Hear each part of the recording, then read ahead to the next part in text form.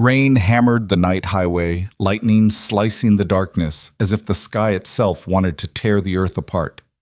Jack Mercer never imagined his quiet drive home with his daughter would end with flames, twisted steel, and a stranger clinging to life in his arms. One moment, he was a single dad tired from another long shift at the mill. The next, he was pulling a bleeding man from a burning wreck, unaware that this stranger was no ordinary victim. He rode with the Hells Angels, and saving him would drag Jack into a world of roaring bikes, outlaw brotherhoods, and dangerous debts that demanded to be repaid. Follow this story until the very end, and tell me in the comments which city you're watching from. The rain came hard, drumming against the roof of Jack Mercer's beat-up Ford like 1,000 fists. Wipers squealed in protest, struggling to clear the windshield. The narrow highway twisted through black forest, its faded lines barely visible under the sheets of water. Jack leaned forward, squinting, jaw clenched tight. "Almost home, Emily," he muttered more to himself than to the girl asleep in the back seat. In the mirror, he saw her 10-year-old head resting against the window curls, damp with the breath that fogged the glass. Her favorite stuffed bear slipped from her lap to the seat beside her. Jack's chest tightened. She looked so small, so breakable. He thought of her mother the way Claire used to hum along to the radio during late-night drives. He swallowed the memory like a bitter pill. Tonight wasn't the night to drown in ghosts. He needed clear eyes. Then it happened. A sudden flash of fire bloomed on the road ahead, tearing him out of thought. His heart jumped. Jack's boot slammed the brake. Tires screeched, the truck fishtailing before jerking to a halt on the shoulder. Emily stirred, blinking awake.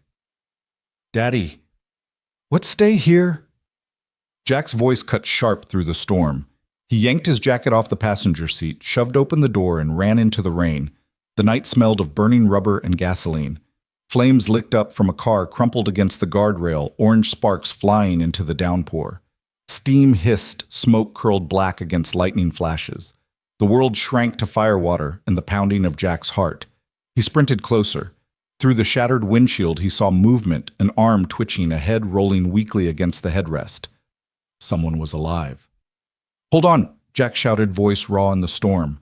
The driver's door was mangled metal folded in like tin. He grabbed the handle. It didn't budge. He yanked harder, bracing his boots in mud rain running down his neck. Pain tore through his arms, but the door stayed shut. Inside, the man's eyes flickered open, icy blue sharp, even through the haze of pain. He mouthed something, but the roar of the storm swallowed it. "Come on, damn it," Jack growled. He kicked at the frame. Once. Twice. Metal shrieked but shifted only an inch. Enough! He shoved his arm inside skin, scraping against jagged steel. Blood welled, but he ignored it. He gritted his teeth and leaned with all his weight. The door gave way with a scream. Jack reached in, hooking an arm under the man's shoulders. He pulled. The man cried out, blood soaking through his leather vest. Tattoos sprawled across his chest wings, a skull. Bold black ink that told stories Jack didn't understand, but instinct warned him not to ignore. "Stay with me," Jack grunted, hauling him free. The man's body was heavy, nearly dead weight, but adrenaline burned through Jack's veins. He dragged him back step after desperate step until the roar of the flames dulled. Behind them, the wreck exploded. Glass-shattered flames shot skyward, heat slapping Jack's back like a furnace door had swung open. Emily screamed from the truck, her voice piercing through thunder. Jack lowered the man into the wet grass. He was bleeding badly, his breath shallow and ragged. Jack pressed his hand against a gash across his ribs, trying to slow the flow. "Don't call cops?" the stranger rasped suddenly. His hand shot out, clutching Jack's wrist with surprising strength. Jack froze. "What?" "Promise me," the man choked out, blood bubbling at his lips. "No cops." Jack stared. Rain pounded against them both. Who was this man, bleeding broken, and yet so certain he couldn't be seen by law? Emily's small voice carried through the storm. "Daddy, is he okay?" Jack turned his head. She stood in the open truck door, trembling hair plastered to her face. His heart clenched. Back inside M. Now he shouted. She hesitated, then obeyed, disappearing into the truck's shadow. Jack looked down again. The man's grip was loosening, his blue eyes fading, but the tattoos glared like warnings. Sirens wailed faintly in the distance, growing closer. Someone else had already called it in. Jack cursed under his breath. Too late, brother. Help's on the way. The man's lips curved in a faint, dangerous smile before his head fell to the side, unconscious. And in that moment, Jack Mercer's quiet life as a single father began to tilt into a storm he couldn't yet see. The sirens grew louder, flashing red and blue, slicing through the black curtain of night. Jack squinted into the storm, his jacket plastered to his skin, rain dripping from his chin. He could already see the glow bouncing off the wet asphalt, getting closer with every heartbeat. The stranger's chest rose and fell shallowly, each breath sounding like it was clawing its way out. Jack pressed harder against the wound. Warm blood mixed with the rain slick against his hands. "Damn it, stay with me," Jack muttered. His voice was rough, carried away by the wind, but maybe, just maybe, the man could hear it. Emily's small face peeked out from the truck again, fear wide in her eyes. Jack gave her a sharp shake of the head. She pulled the door shut quickly, but he knew she was still watching from the window. The cruiser skidded to a halt, headlights blazing. Two officers jumped out, one rushing toward the flames, the other toward Jack and the bleeding man. "Step back, sir," the officer shouted. Jack shook his head stubbornly. "He's bleeding out. I've got pressure on it. He won't last without an ambulance." The cop hesitated, glanced at the tattoos across the man's chest. His eyes narrowed. He muttered something into the radio clipped to his shoulder. Jack didn't like the look in his eyes. Two paramedics arrived, kneeling hard into the mud beside Jack. One slid an oxygen mask over the man's face, while the other cut open his vest to get better access. Jack's jaw tightened when he saw more ink sprawled across his arms, and rib symbols he didn't fully recognize but instinctively knew spelled trouble. The older paramedic met his eyes. "You pulled him out?" "Yeah," Jack nodded, breath ragged. "Saved his life," the man muttered, then barked orders to his partner. Jack wiped his bloodied hands against his jeans, chest heaving. He looked back toward the road, where the flames roared, higher smoke billowing against the rain. The wreck was beyond saving. An officer approached, his flashlight harsh in Jack's eyes. "Named Jack Mercer. You related to him?" He jerked his chin toward the stranger. "No. Just came across the crash." The cop's jaw tightened. "You didn't see anyone else?" "No bikes?" Jack frowned. "Bikes." The officer's eyes lingered on the tattoos again, his mouth a hard line. Jack realized then that whatever this man was tangled up in, the cops already knew, and they weren't looking at him like a victim, they were looking at him like cargo. The ambulance doors slammed shut. The sirens flared again as it tore away into the night. Jack stood there, rain dripping into his eyes, staring at the red taillights until they vanished into the dark. Emily's voice cut through, trembling but firm. "Daddy, can we go home now?" Jack turned. She was standing just outside the truck again, arms wrapped around herself. Lightning lit her face for an instant. She looked too old in that moment, too aware. He nodded, forcing calm into his voice. "Yeah, Em. Let's get you warm." He opened the passenger side door for her, making sure she climbed back in safely. Then he slid into the driver's seat, hands gripping the wheel, knuckles pale in the flash of police lights still behind them. As he pulled away, he caught a glimpse of the cop's eyes in the mirror, watching him too long, too sharp, like he'd just tied himself to something that wasn't going to let go. The drive home was silent, save for the storm's fading growl. Emily finally spoke when they reached the familiar gravel crunch of their driveway. "Daddy." Who was that man? Jack shut the engine off, staring through the rain-smeared windshield. He wanted to tell her the truth that he didn't know, that maybe he didn't want to know. But he saw her eyes wide and searching. She deserved more than silence. "Someone who needed help," he said softly. Emily frowned, hugging her bear tight. "But he told you no cops." Why would he say that? Jack's throat tightened. He forced a smile he didn't feel. Sometimes scared people say strange things. Don't worry about it.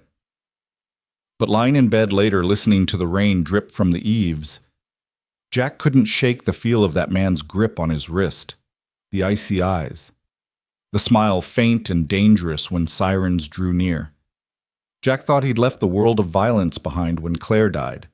Thought all he had left was keeping Emily safe, working double shifts, keeping his head down. But tonight fate had shoved him right into the fire, and something in his gut told him that the stranger's story wasn't done with him yet. The morning broke gray and heavy clouds still thick from the storm. Jack sat at the kitchen table, a chipped coffee mug warming his hands. The smell of bacon drifted through the air, Emily's attempt at breakfast. She hummed softly as she balanced on a stool, watching the pan with a seriousness that made Jack's heart ache. "You don't have to cook, Em," he said gently, her small shoulders lifted. "You always cook for me." "I wanted to try." Jack smiled, though it didn't reach his eyes. He sipped the coffee, but his thoughts weren't in that kitchen. They were back on the rain-soaked highway, on the stranger's blood staining his hands. The knock came hard, rattling the thin door. Jack froze. So did Emily. "Stay here," he whispered, rising. His boots scuffed the old linoleum as he moved to the door. He opened it just a crack. Two men stood there, leather jackets, soaked bikes idling in the drive behind them. The smell of oil and wet asphalt clung to them. Their eyes cold measuring landed on Jack. "You, Mercer," one asked. His voice was gravel, a low growl that carried the weight of threat without needing to raise. Jack's body tensed. He thought of Emily behind him clutching her bear. "Who's asking?" The taller man leaned forward, rain dripping from his beard. "Name's Snake. My brother's lying in a hospital bed 'cause of that wreck last night. Heard you pulled him out." Jack's grip tightened on the doorframe. The man's words weren't gratitude. They were accusation, sharpened and deliberate. "Yeah," Jack said finally. "He'd be dead if I hadn't." Snake's mouth twitched into something that wasn't quite a smile. "That's what we came to talk about." The second biker, broader and silent until now, shifted. His jacket bore a patch Jack recognized instantly. Hell's Angels. His stomach dropped. "You boys got the wrong idea," Jack muttered. "I don't want trouble." Snake's eyes glittered. "Trouble's already here. Our brother muttered a name before he passed out. "Jack Mercer. Said he owed you. Now when one of ours owes, it's everyone's business." Jack's throat felt dry. He wanted to slam the door shut, bolt it, keep Emily safe inside. But the thought of two bikers smashing their way in with her watching? No. He stepped outside instead, pulling the door tight behind him. The morning chills soaked through his shirt instantly. "What exactly do you want?" Jack asked. His voice was steady, though his heart hammered. Snake studied him, tilting his head like a predator sizing prey. "You ride?" Jack shook his head. "Not anymore." Snake chuckled, but there was no humor in it. "Doesn't matter. You saved a brother. That makes you part of the ledger. We don't forget debts. We don't walk away from them either." Jack's mind flashed to Emily's face at the breakfast table, her humming tune, her small hands clumsy on the pan. He clenched his fists. "I didn't do it for favors. I just didn't want him to die." The silent biker finally spoke, his voice deep, calm, but edged like a blade. "Doesn't matter why. You're tied to us now." Jack's gut twisted. Every instinct screamed danger. He thought he'd left this world long ago, fists, violence, debts no honest man could pay. Yet here it was pounding on his door, leather-clad and merciless. Snake leaned closer, his breath reeking of smoke and rain. "You'll be hearing from us, Mercer. Make sure you're ready when we come back." With that, the two men turned. Engines roared, gravel spat under spinning tires, and then they were gone, swallowed by the misty road. Jack stood there, the sound echoing long after. His fists trembled at his sides. Behind the door, he heard Emily's soft voice. "Daddy." Who were they? He swallowed hard, forcing the fear down where she couldn't see it. He pushed the door open, smiling as best he could. "Nobody we need to worry about, sweetheart." But as he watched her flip another piece of bacon with clumsy hands, Jack knew it was a lie. Trouble had found them, and it had a name. Morning didn't so much rise as leak into the house through thin curtains, a slow wash of pale light that did nothing to warm the dread sitting heavy in Jack Mercer's chest. After Snake and the silent biker had left, the quiet had been all edges. Every creak, every passing car on the wet road made the hair on his arms lift. He moved through the kitchen on automatic eggs toast, packing Emily's lunch while the memory of leather jackets dripping rainwater onto his front step replayed in jagged loops. Emily padded in barefoot, her curls frizzed from sleep, hugging the bear by the middle, so its legs stuck out at odd angles. "Are we late?" she asked, peering at the clock like it might lie to her. "We're good," he said. "Eat a little, kiddo." She climbed onto the chair and kicked her heels while he slid scrambled eggs onto a plate. He wanted to keep the morning light, wanted to ask about her spelling test and the paper snowflakes she'd taped to the classroom window, but his mind kept snagging on Snake's voice. "You'll be hearing from us, Mercer." After drop-off, Emily's hand warm in his, her hug tighter than usual. Jack drove the long way to the shop. He kept checking his mirrors without meaning to, half expecting to see twin headlights hanging back at a steady distance. They didn't appear. The small town unspooled the way it always did the diner, with its neon coffee cup blinking anemically.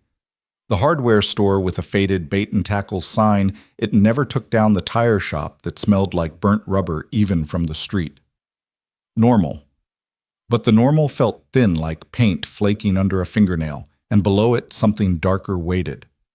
By 10, the garage had fallen into its usual rhythm compressor chuffing radio, low a 98 F-150 up on a lift with a stubborn brake line.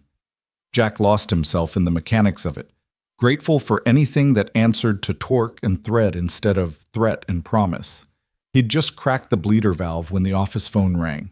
Mercer Auto Pete called, then leaned out the doorway with a look Jack had never seen on his face. "It's for you." Jack wiped his hands on a rag, took the receiver. "Yeah, silence for a beat." Then a voice he didn't know, low and even. "Mercer. Who's this Iron Horse Diner? Noon. Back booth." The line clicked dead. The dial tone hummed in his ear like a flat line. He stared at the phone until Pete said, "You okay, man?" "Wrong number," Jack muttered. Setting the receiver down, but the lie tasted like copper. He thought about not going. He pictured Emily's face at pickup time, the way she couldn't help sprinting the last few steps into his arms. He pictured Snake on his front step again. The ledger. "When one of ours owes, it's everyone's business." At 11:30, he washed grease from his hands until the skin turned pink and raw. He told Pete he had an errand. He told himself this was about ending something before it grew too big to fit through his door. The Iron Horse sat at the far end of town where the road bent toward the river, a chrome-sided shoebox that had been there since the 70s, its neon sign buzzing in daylight. 2 motorcycles were angled close to the curb. Their chrome was so clean it mirrored the gray sky.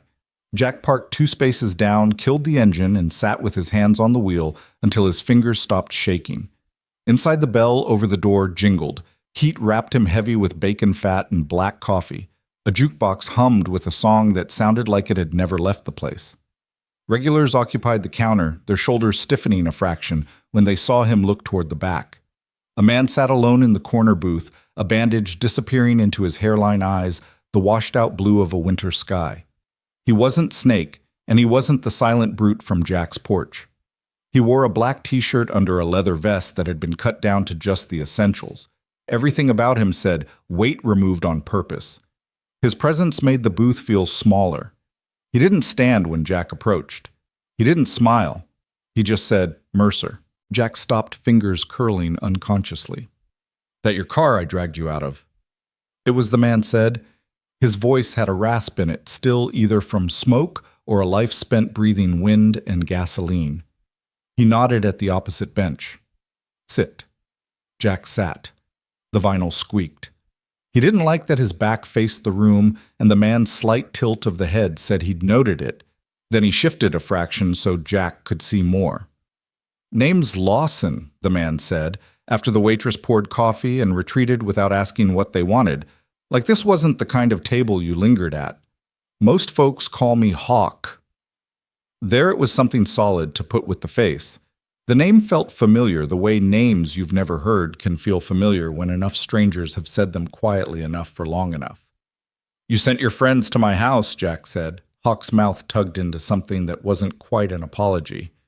"Snake ain't anyone's definition of charming. But his brother is alive because of you."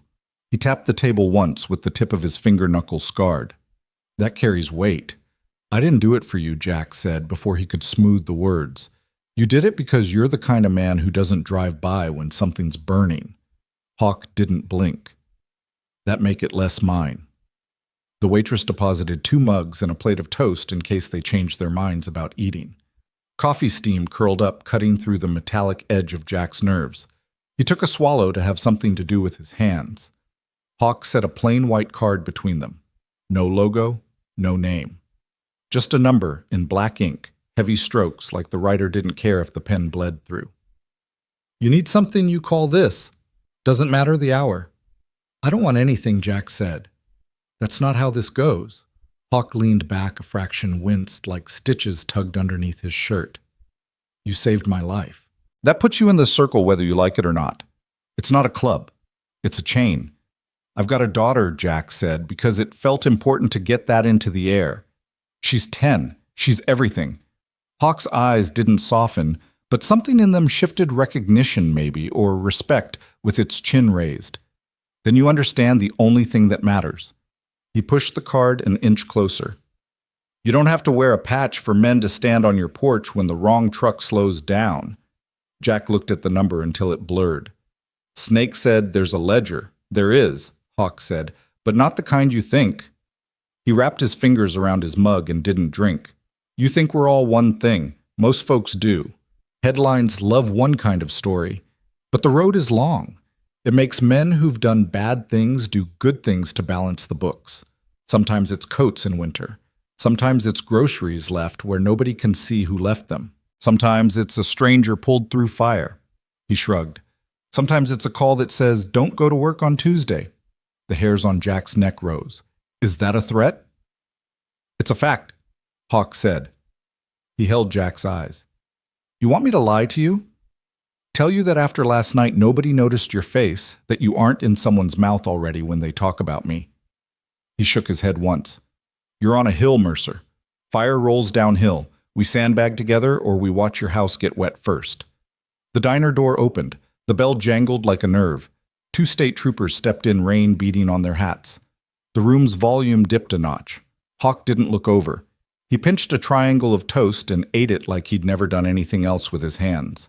Jack's pulse kicked. He forced himself to keep his shoulders level. One trooper tilted his chin imperceptibly toward the back, that almost salute men give to other men they don't plan to move on today. Hawk ignored it without offense, like the whole choreography had been performed 100 times. "Your man in the wreck told me not to call the cops," Jack said, because it sat on his tongue and tasted like iron. "Not because we think we float above them," Hawk said, "because there are things a uniform can't fix and things it makes worse." He pointed with his chin, not his hand, at the window.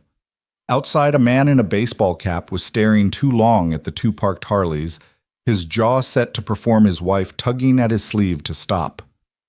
"Everybody's got a part to play. Ours is loud. Yours might not be. I'm a mechanic." Jack let the words sit there, solid and ordinary.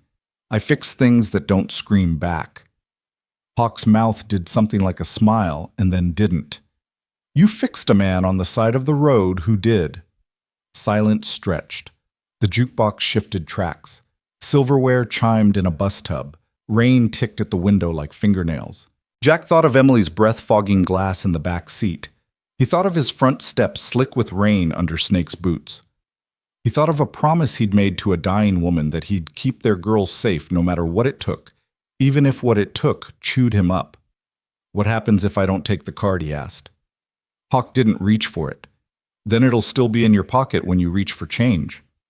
"I'm not the one who put it there." He nodded once at Jack's chest. "You are." Jack almost laughed. It came out as a sound he didn't recognize. He slid the card toward himself and didn't look at it. He said, "If trouble comes to my door, we answer it first," Hawk said. "And if trouble comes because of you, then we move your door," Hawk said softly, like he'd said it before and meant it every time. "Long as you don't lie to me, long as you keep your hands where they belong, long as you remember the only truth that matters, which is that little girl who thinks you can turn rain off by flipping a switch." Jack pictured Emily's small fingers on the kitchen light last week, frowning when the storm kept going. He felt the floor of his chest drop out and then settle. Hawk slid from the booth with the careful economy of a hurt man conserving force. "Snake will run hot. Diesel runs slow. You'll like him better. Cutter keeps books with his eyes. If you see him staring, it's because something doesn't add up." "You just describing your friends to the man who saved your life?" Jack asked. "I'm describing the weather," Hawk said, "so you don't dress wrong." They stepped out into the bright cold day. The rain had stopped, leaving everything sharper. Steam lifted from the blacktop. Hawk paused beside his bike like the machine was a companion and not a thing. Jack stood there with the card sweating in his palm, feeling the town move around them. Someone's screen door slap a delivery truck. Beep, gently as it backed into the alley, a crow complaining about nothing in particular.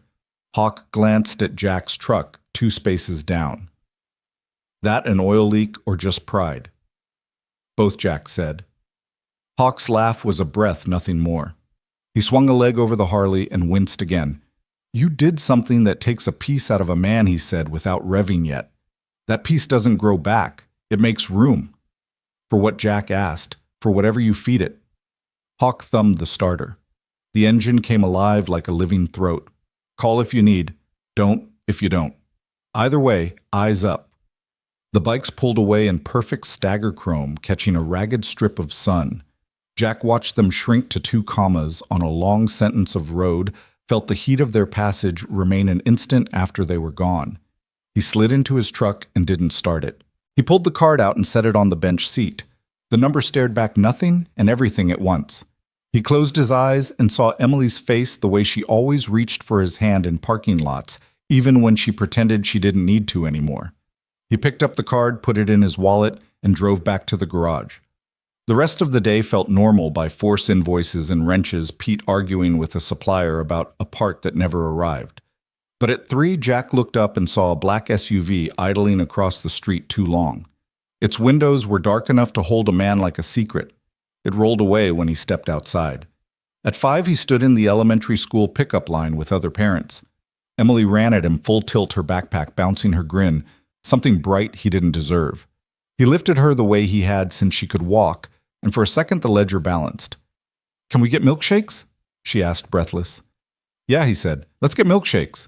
At the diner counter, Emily picked sprinkles and Jack watched their reflection in the chrome band of the pie case. Father and daughter swirled straw colors a little world inside a bigger one.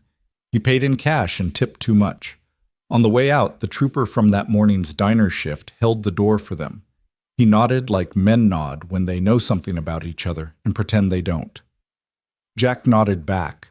The sky had the color of a healing bruise. Night would come, and with it headlights that stayed too long at corners, names said too softly over phone lines, promises that felt like insurance and threat at once. But Emily's hand was in his. Her milkshake left a pink ring on the cardboard tray. The little bell above the door laughed them back onto the sidewalk. A card in his wallet pressed into his hip when he walked. A circle had drawn itself around his small life with chalk and gasoline. He could pretend he hadn't seen it, or he could step inside where the ground might be warmer. At the crosswalk, he squeezed Emily's fingers, and she squeezed back twice, one for I'm here, one for I know.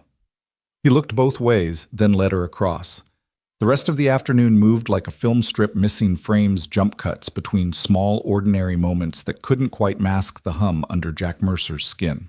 He finished the F-150, signed 2 invoices, answered a call from the school nurse about a scraped knee, not Emily's, thank God, and pretended not to notice when the black SUV reappeared across the street for 5 long minutes before slipping away again like a shadow, deciding against it. At 5:30, he turned the garage lights off one by one, the bays falling into rectangles of dim gold. Outside, the early evening had turned the clouds into bruises. The air smelled like wet leaves and hot metal. He slid behind the wheel of the Ford, leaned his head back against the rest for a second, and let out a breath that sounded too loud in the cab. His phone buzzed. He didn't jump this time. He just looked at the screen at the unknown number, then answered because that's what the man from the diner had told him to do, whether he wanted to or not. Mercer came Hawk's voice. No hello, no pause. A line cut clean into the moment. Need a hand. Not trouble. Jack's mouth went dry anyway. Where Hawk gave an address on the industrial edge of town, the same long warehouse row where old furniture went to die and carpet stores pretended to be busy. Bring your truck, he added. You got a neighbor you trust to sit with your girl a couple hours. There was only one answer to that. Mrs. Lane Jack said. She'll come, Good Hawk said. We'll be there. The line went dead, but the echo stayed. At home, Emily was sprawled on the living room rug, working math problems. her pink pencil chewing through the paper as if the numbers could be wrestled into good behavior. The bear sat propped beside her like an overly patient tutor. She looked up when he came in face, doing that immediate brightening thing that always left a crack in his chest. "Milkshakes were awesome," she announced, as if it had been years, not 2 hours. "Glad to hear it," Jack said, pulling off his boots. "I need to run out again for a bit. Mrs. Lane's coming over. How about you two start a movie?" Her expression shifted a tiny flare of worry that tried to hide behind casual. "It's not those men again, is it?" He crouched, met her eyes. "It's just helping somebody. Nothing scary, but I want you here with her." "Okay." She nodded, swallowing that small fear down because he asked. 10 years old and already practicing the trick. Mrs. Lane arrived with a casserole like she couldn't set foot in a neighbor's house without feeding it. "You'll be back before the second act," she said, waving her hand as if time obeyed her. "Go on." He kissed the top of Emily's head, breathed in the shampoo that smelled like apples, and walked out before he could decide to stay instead. The Ford rumbled through a town that knew how to keep its face composed. A dog barked like it had information. A porch light clicked on as he passed. Somewhere a screen door said, "Thwack to the night." The warehouse district looked the way it always did, long, silent rectangles of corrugated metal with their names stenciled in black. But one unit had its roll-up door open, and a pool of white light spilled onto the wet concrete like a stage. Inside, figures moved, men lifting men, carrying men, stacking, no music, no shouting, just the rhythm of work. Hawk stepped into the doorway when Jack pulled up as if he'd been listening for the exact timbre of that old Ford. He wore the same cut-down vest, the same even gaze. The bandage at his hairline had darkened to the color of old paper. "You came," he said. Again, not a question. "You asked," Jack said, and tried not to hear the other sentence that had followed him since the diner. "And I said I would," Good Hawk said. He hooked his chin toward the interior. "We're moving weight." Jack braced for crates he didn't want to see. Inside he saw coats, piles of them. Children's bright puffers, adult parkas, a rainbow of hats that had probably come from church drives, and school bins. Next to them, cases of canned food stacked high as his shoulder boxes marked with shaky Sharpie beans, corn fruit cocktail, and another pallet of fleece blankets still wrapped in plastic. Diesel appeared from between stacks, carrying 2 boxes like they were empty. He nodded once. "You the mechanic." "Sometimes," Jack said. Good Diesel said. "You know about leverage. Use your legs, not your back. Stack even no hero stuff." Snake was there too, moving with an irritability that looked native to his bones.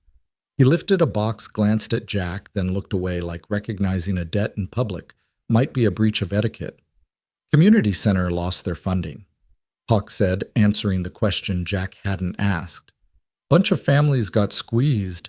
We fill the gap when the gap ignores the children in it." He said it without softness. The rage was under the floorboards, not on the table. "Where's it going?"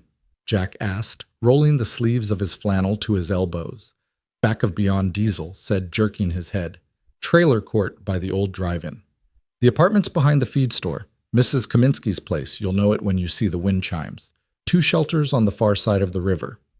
You'll ride point with me." He pointed to Jack's truck. "That bed's gonna earn its keep." It did. For the next 3 hours, the world became a loop warehouse light cardboard scrape the flex and give of weight in his hands, the thump of boxes onto truck beds, tailgates lifting, straps ratcheting tight engines, starting engines, cutting boots on concrete breath, making ghosts in the cooler air. No one talked about cops. No one said a word about patches. The language here was grunt and nod and hear and go. Every so often, Jack caught Hawk watching, measuring not for weakness but for engagement. Was the man stepping in on the next lift without being told? Did he see the wobble in the stack and slide a hand to steady it without turning it into a scene? Was he learning the rhythm strangers move to when they decide to be something else? He was. He hadn't realized how badly he wanted a rhythm that wasn't just survival. They pulled out in a loose convoy. Jack's Ford Diesel's battered bed, a van, whose back windows were painted so kids wouldn't see the surprise too early. The first stop was the trailer court. Porches sagged under the weight of years. The kind of wind chimes that come from dollar bins made thin sounds in the night. A woman in a robe opened her door when the engines cut. She had the face of someone who'd learned not to expect good news after 9 p.m. We didn't order anything. She began pulling the robe tighter across herself. You did? Diesel said gently, not smiling because this wasn't that moment. He handed her 2 coats in child sizes and a third for her. You just didn't know you did. Her eyes filled so fast it embarrassed her. She kept talking to cover it. I had a plan. She looked down at the bright coats like they'd fallen from a cleaner sky. Thank you. Jack carried a box of canned goods up her steps. Inside, he saw a couch patched with duct tape and a coloring book open to a half-finished page. On the counter, a calendar with 3 dates circled and nothing written on any of them. Just circles like someone rehearsing. Back at the truck, Snake lifted a case toward a door with 3 locks. An old man answered, veteran hat, cocked jaw, stubborn. We don't need charity, he said, voice gone rusty with pride. It's not charity, Snake said bluntly. It's groceries. The man stared at him for a long time like they were in a standoff. Only he could see, then stepped aside. When he set the box on the table, Snake's eyes flicked to a framed photo of a boy in a uniform, then away, as if whatever he registered got filed somewhere under better not to open tonight. 2 apartments behind the feed store took blankets, one for a teen mom with a baby that made the small sounds of an always hungry infant, one for an old woman whose heater clicked but didn't ignite. Jack knelt beside the heater without announcing why and coaxed it to life with a practiced tenderness that made the old woman put a hand over her mouth. You men, she said, not meaning just him. You men are trouble. Then she patted his shoulder and sent them with cookies that tasted like cinnamon and a little too much salt. At Mrs. Kaminsky's place, wind chimes of every size and type filled the small porch, clinking a jittery music. She opened the door, still in her church dress, like she'd fallen asleep in it. Come in, she said, as if they were already family. You boys look thin, she added, a lie offered as hospitality. They didn't go in. They stacked quietly instead. Hawk stayed by the gate, keeping an eye on the street the way wolves watch the edge of the tree line. When a sedan slowed, his head tilted and it kept going. On the far side of the river, outside a squat building whose hand-painted sign read, Hands and Hearts, a volunteer with purple hair cried openly when Diesel lowered 3 crates of canned soup into her arms. We thought we were going to have to turn people away tomorrow, she said, voice breaking. You have no idea what this means. She looked at the jackets at Jack and his flannel damp with sweat. Maybe you do. On the 3rd run, Jack realized he wasn't noticing the ache in his back anymore. He was noticing the way people said thank you without saying it, and the way a small hand appeared from behind a woman's leg to touch the sleeve of a puffer coat like it might float away. He was noticing that Hawk never took credit and never moved first toward a doorway without looking to see if someone else should. He was noticing something in himself soften and harden, at once soften toward the world, harden around his daughter like a ring. On the final load, Diesel tossed him a bottle of water. You move like a man who's carried the heavy end before, he said. Long time, Jack said, twisting the cap. Some days you forget, some days you remember. Tonight's a remember, Diesel said. Snake walked by, box on his shoulder, and muttered, Don't break your back proving something that ain't on trial. The closest thing to kindness Jack figured he'd get from him, and it was enough. They returned to the warehouse close to midnight. The place looked oddly vulnerable, now stripped of stacks like a stage after a show.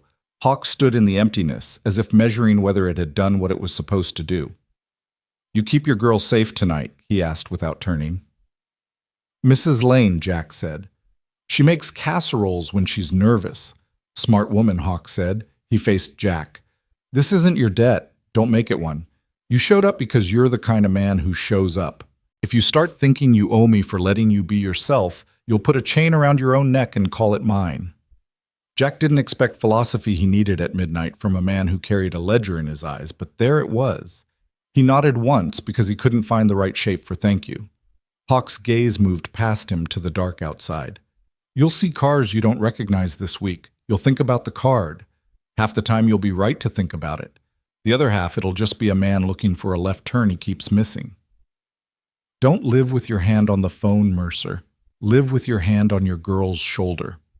Jack felt something in him stand up a little taller and sit down a little calmer at the same time. I can do that, he said.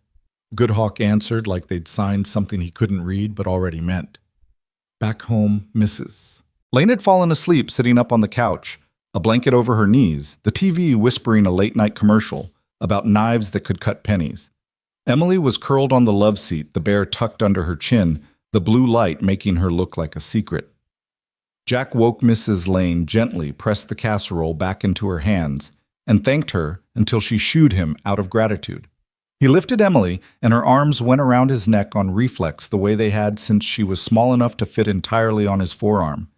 He carried her to bed, tucked the covers in, and stood watching the rise and fall of her breath until his eyes stung.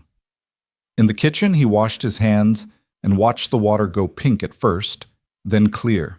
He leaned on the counter and stared at nothing, which turned out to be everything the space the circle made around him, the way his house looked from the street.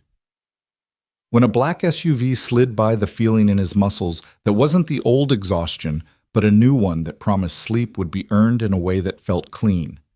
He took his wallet out, thumbed the edge of the card, then put it back where it lived without looking at it. He didn't need to. He knew the number by the weight of it. In the quiet, he heard a motorcycle a few streets over, not stopping, just passing by on its way to somewhere else. The sound faded. The house settled. The rain finally gave up. Jack turned off the kitchen light and whispered into the dark, like a man telling a story to the room that had started to believe it with him. "We're okay." It wasn't a promise. It was a job description. The next morning broke gray and restless, the kind of dawn where the sky seemed to sag under its own weight. A thin mist clung to the cracked roads, and the smell of burned rubber still lingered faintly along the stretch where Jack had pulled Michael from the wreck. Jack hadn't slept much. His little house had creaked with the night wind, and Emily had crawled into his bed around 2 a.m, whispering that she dreamed of fire. Jack rubbed his face in the dim light, staring at the ceiling, feeling both gratitude and unease. Saving a man's life wasn't new to him. He'd been a firefighter once, long ago, before his wife's illness forced him to trade shift work for odd jobs closer to home. But there was something different about Michael. Something coiled behind the man's bruised eyes when he regained consciousness. By breakfast, the silence felt heavy. Emily, ever observant, pushed her cereal around with her spoon and finally asked Daddy, "Is the man you saved okay?" Jack gave her a soft smile, though his jaw tightened. "He's alive. That's what matters most. But you're worried." He reached over, brushed her hair from her face. Sometimes grown-ups stay worried even when things turn out all right. He didn't explain further. How could he tell her that the stranger's tattoos ink of snarling skulls and winged wheels whispered of the Hells Angels? At mid-morning, his phone buzzed. Unknown number. Against his better judgment, he answered. Jack Walker. The voice was gravelly heavy with cigarettes and miles. "Yes. Who's asking?" "You don't know me, but you pulled my brother out of the fire last night." "Michael. He told us." Jack's heart kicked hard. He glanced at Emily, drawing at the table, the soft scratch of her crayons grounding him. "How's he doing?" "He's breathing because of you. That's something." The caller paused. "We'd like to see you. Show our thanks." "I don't need thanks," Jack said quickly. "Just hope he gets better." But the man chuckled low, like iron chains rattling. "See, that's the thing.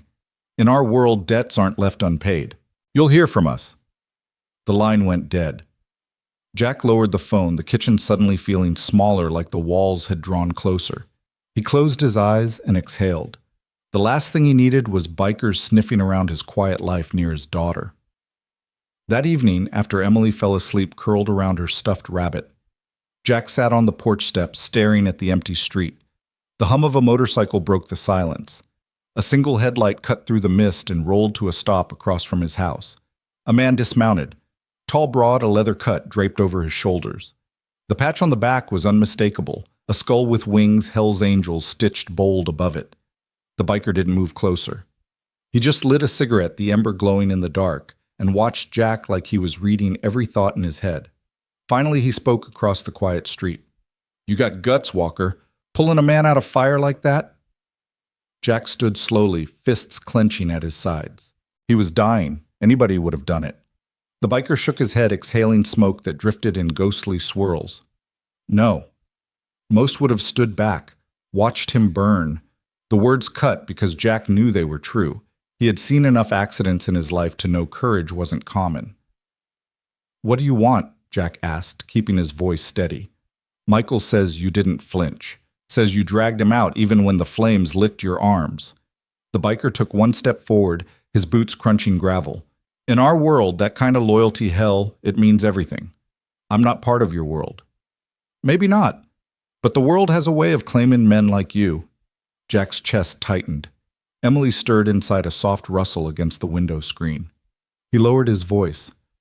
"I have a daughter. I want no part in your business." The biker dropped his cigarette, grinding it under his heel. "We don't forget debts, Walker. One way or another, this isn't over." He swung back onto his bike, the engine roaring to life. Then he was gone, swallowed by the mist, leaving only the faint smell of gasoline and smoke. Jack sat back down heavily, head in his hands.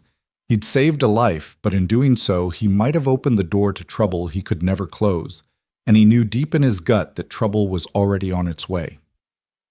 The following day, Jack tried to bury himself in routine, fixing the loose hinge on the kitchen cabinet, patching the squeaky step on the porch, cooking pancakes the way Emily liked them. But even as syrup dripped golden over her plate and the morning sun painted the small dining room in pale light, he couldn't shake the memory of that biker standing across the street, a silent sentinel with a patch that carried more weight than most men could imagine. Emily, perceptive as always, noticed his distracted gaze. "Daddy?" she asked softly. "Is something wrong?" Jack forced a smile. "No, baby, just tired." She tilted her head unconvinced, but went back to eating, humming quietly to herself. Jack envied her innocence, the way she could believe the world was safe, as long as he was there to guard it. He prayed he could keep that promise. By mid-afternoon, a knock rattled the front door. Jack's stomach clenched. He peered through the curtain. Not one man this time, three. All clad in worn leather, their cuts bearing the unmistakable red and white insignia of the Hells Angels. Their bikes sat idle at the curb chrome, catching the sun like flashes of steel. Emily peeked from the hallway. "Who is it?" Jack's voice was calm, too calm. "Stay in your room, sweetheart. I'll handle it." She hesitated, then retreated, leaving him alone to face the storm. Jack opened the door slowly.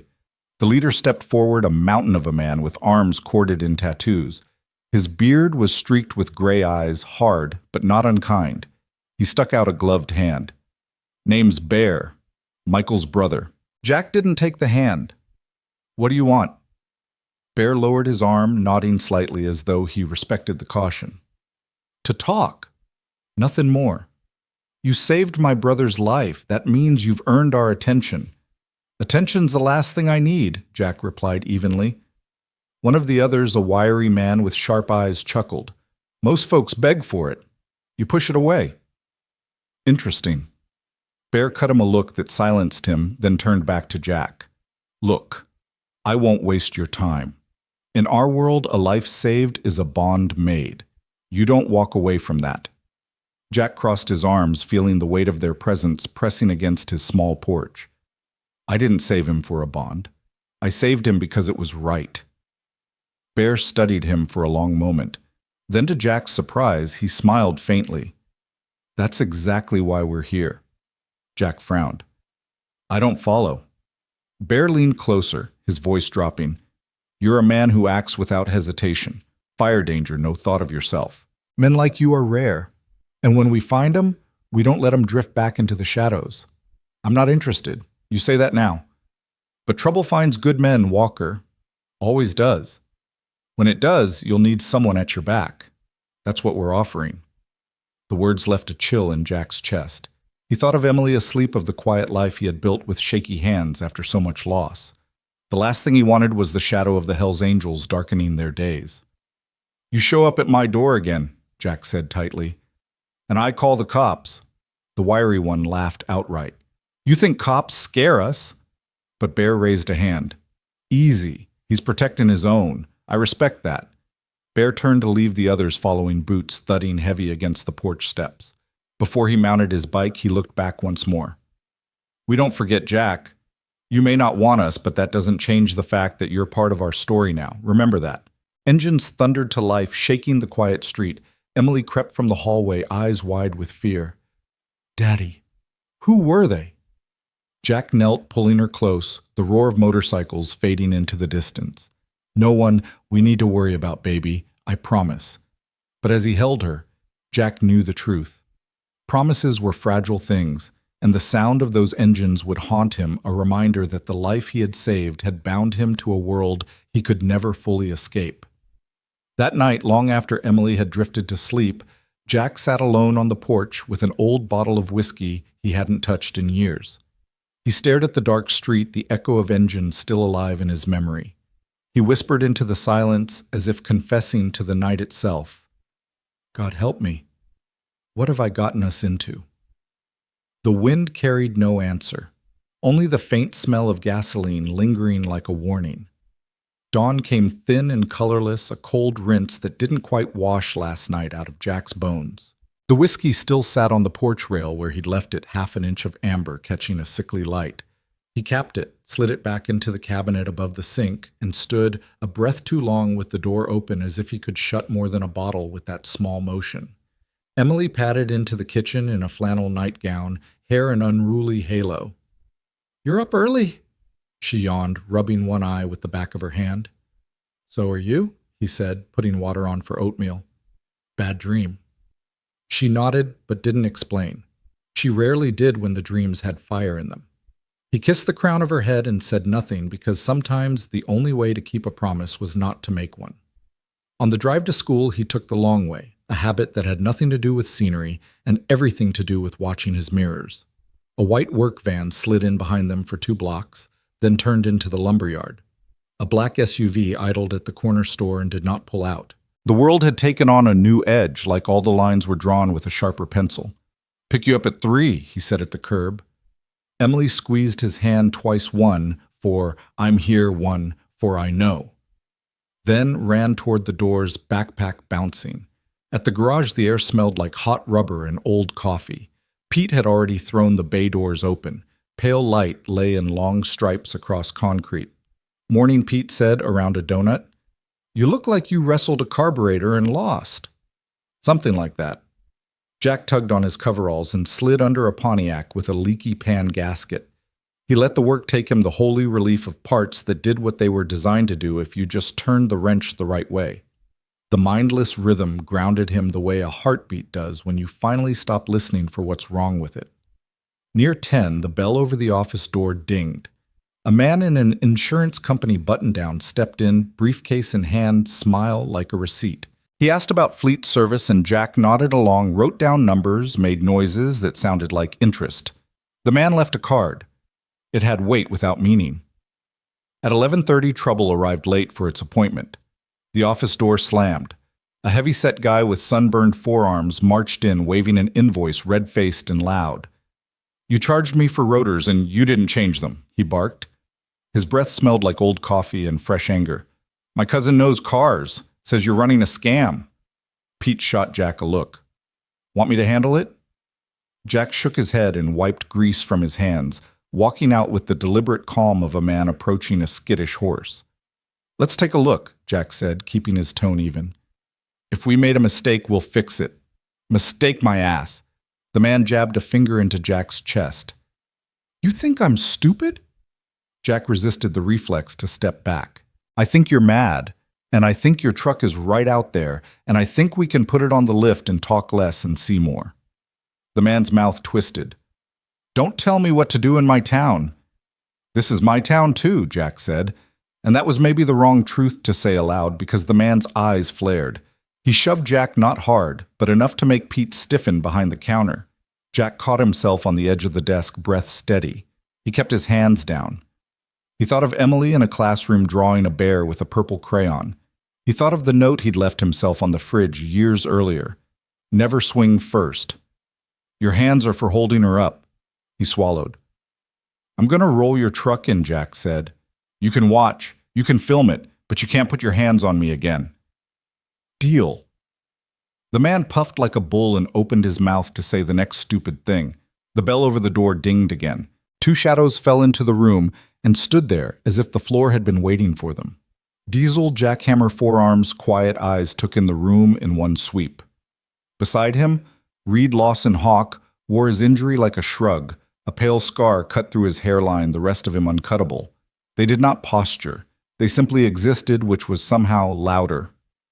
The customer's bluster hiccuped. He glanced at their jackets, at the red and white, at the way the room had shifted around them. Problem Diesel asked conversationally, as if he were commenting on weather. His voice had gravel and a slope to it that suggested there was an easier way down the hill if you chose it now. No problem, the man said too quickly. Color rose in his neck. Just a misunderstanding. Those happen, Hawk said. He stepped to the side, clearing Jack's line to the door. Good to sort them civil. The customer swallowed. Yeah. He set the invoice on the counter like it might explode. I'll, come back tomorrow. We'll be here, Jack said. The man left. The bell dinged, the room exhaled. Pete let out a low whistle and walked into the shop bay, suddenly invested in organizing a pegboard that had been fine for years. Hawk watched him go with mild amusement, and then turned back to Jack. Sometimes the circle watches, he said, as if he'd said it before but needed to say it now. Even when you don't see it. Jack blew out a breath that had been stuck in his ribs.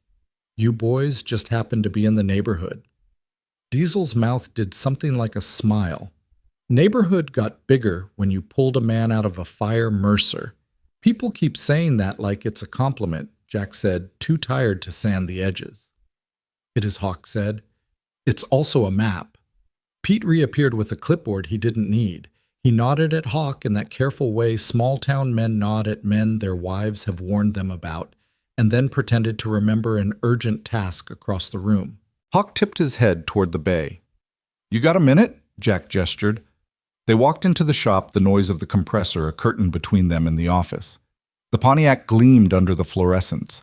Someone had hung an air freshener shaped like a Christmas tree from the rear view mirror. It smelled like chemical pine and cheap hope. You're seeing cars, Hawk said. Black SUVs. Vans that linger. I'm seeing a lot, Jack admitted. Hawk nodded. Some of those are ours. Some aren't. You don't have to figure out which. You just have to keep doing the next right thing. You get me. I get that you think there's a line between cop trouble and not cop trouble, and I don't want my kid anywhere near either one. Then we're on the same side, Hawk said simply. He reached into his vest and took out a small black rectangle. For a heartbeat, Jack thought it was the card again, but this was different. A pager. No, a tiny radio, the old kind, with one button and one purpose. Press and let go if you ever need a voice that isn't 911. Jack looked at the device like it might carry its own gravity. It was ridiculous and comforting at once, like a relic of a world where men listened for each other across static. You expect me to clip that to my belt with my keys? I expect you to put it in the drawer next to your stove, Hawk said, and forget it until you don't. Jack took it. It was heavier than it looked, like most things that matter. There was a long, easy silence. Diesel wandered the bay, admiring and critiquing with the same expression. That lift got a slow leak, he observed. Level's good, Jack said. For now, Diesel said, which was either about hydraulics or everything. Hawk jerked his chin toward the office. You got lunch. Mercer? Does coffee count? Barely. Hawk flicked his eyes toward the diner across the street, the one with a sign that claimed Best Pie in the county, in letters that had lost persuasion decades ago. Come on, Jack hesitated. I can't leave the shop. Pete can. Diesel called from under the Pontiac without looking up. Go on, I'll yell if it falls. They crossed under the high, thin sky. The diner bell did its little nervous laugh. The waitress poured coffee like she had promised someone she'd do it until she couldn't, and then she'd teach someone else how. Hawk didn't take a booth. He took the counter, the stool to the left of Jack, left open a buffer that felt like courtesy. People call him different names, Hawk said after a while, stirring his coffee without adding anything to it. Michael, Lawson, Hawk. Paperwork gets one. Brothers get the other. You hear a name, don't let it decide something for you. It has no business deciding. Jack understood the sermon under the sermon. He nodded. And you call me Mercer because that's the name you stand up to, Hawk said. The other one's the one you lay down with when you wish things were easier. The sentence hit Jack like a weight he could lift. He took a swallow of coffee and didn't flinch at the bitterness. They ate grilled cheese and soup. Hawk cut his sandwich into neat, perfect rectangles, a weird grace in a man whose knuckles bore the history of bad nights. Diesel came in 5 minutes later, grease on his forearm, and ate 2 slices of pie like a man who had stopped pretending food wasn't pleasure. They talked about nothing, which turned out to be everything: supply chains for brake pads, the way this year's winter was coming in colder, whether the old stadium lights at the high school would make it through one more season. The conversation put skin back over nerves. When they stepped back into the afternoon, a wind had come up, pushing leaves across the street like small animals looking for cover. Hawk paused on the curb. "This week, he said somebody might try to make a point with you. They don't have the courage to make with me." "Customer with a loud voice," Jack said. "Or a quiet one," Hawk said. "Either way, you don't have to handle it alone." Jack nodded once. "I believe you." Hawk's mouth moved a fraction. "You don't have to. You just have to call." They crossed back. In the bay, Pete had the Pontiac down and was checking torque like a man who wanted every bolt to stay exactly where it belonged. Diesel gave the lift a fond slap. "Still leaking," he said. "You too," Pete replied, surprising himself. By 3, the workday's edges softened. Jack washed his hands in orange grit and watched dark water swirl to clear. He slid the small radio into the top drawer of his desk next to a tape measure, a pocket knife, and Emily's 3rd-grade photo with the gap-toothed grin she hated and he loved. He closed the drawer. He stood in the pickup line with the other tired parents, watched a class of 1st-graders pour like marbles down the front steps. And then there she was, Emily running the bow in her hair, losing the fight, and losing it beautifully. He lifted her. She wrapped around him. For a second, the ledger balanced again. On the way home, a delivery truck drifted in its lane and corrected. A black SUV turned left at the light without stopping at the crosswalk line. The world had edges and also soft places. Jack held both in view the way you're supposed to hold the road, and the rear-view mirror eyes forward, quick checks, full heart. At the house, they did homework and burned grilled cheese and laughed about the smoke alarm's overreaction. After dinner, he fixed the hinge on the cabinet for real and made a note to get a new striker plate. He tucked Emily in, read 2 chapters of the book with the dragon that had anxiety and a very good dog, and turned off the light while she was still smiling. Downstairs, the house hummed and clicked the way old houses do when they're settling and whispering to themselves. Jack opened the drawer and looked at the small radio sitting there like a dare. He closed the drawer again, not because he didn't believe in it, but because he believed in the other thing more: his hands, his people, his address. Outside somewhere, a motorcycle moved through town, not stopping, just passing like a good roomer with nowhere to land. Jack stood at the window and watched the reflection of his own face ghost the glass. He thought of the word circle and how it had felt like a trap the first time he heard it, and how today it felt like a fence you build when the wolves remember your door. He turned away, clicked off the lamp, and let the dark be dark without making it mean something it didn't. Upstairs, his daughter breathed the deep, simple breath of a child who believes the person in the next room can turn rain off by flipping a switch. Downstairs, in a drawer next to a tape measure and a pocket knife, a small radio waited like a last resort that hoped not to be chosen. In between, Jack Mercer took one slow breath, then another, like a man reminding his body it belonged to him. The storm had passed by dawn, leaving the sky rinsed and pale, streaked with the last bruises of night. Jack stood on the porch of his small house, coffee steaming in a chipped mug.